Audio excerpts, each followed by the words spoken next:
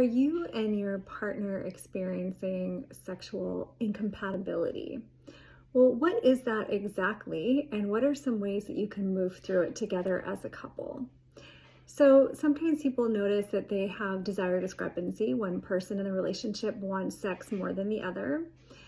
You also may experience a difference in preference. Some people are a little bit more kinky, some people more vanilla.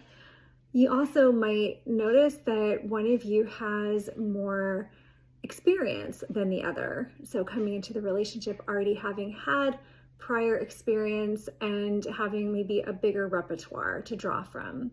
So, all these things are totally fine and natural and normal, and in fact, more common than uncommon. So, there's some things that you can do to move through this together as a couple. One, the most important thing is to normalize it. It's totally fine. You're not the only ones.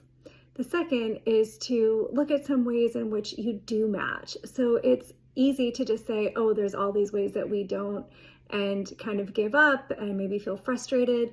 But what about the things that you do have in common? And it might take a little bit of investigation to find those out, and that's fine too. The other thing is to really dedicate some space and time to explore things together. So if one person has more experience than the other, that doesn't mean that the one that doesn't have experience can't catch up. And especially in a really gentle way, you can lend yourself or lend your skills to your partner to kind of educate and teach them some new things. And thirdly, it's really great to work with somebody like myself as a coach or somebody else who can really help you stay connected as a couple so that you don't risk, fighting and having needless frustration around this topic, because it is so normal.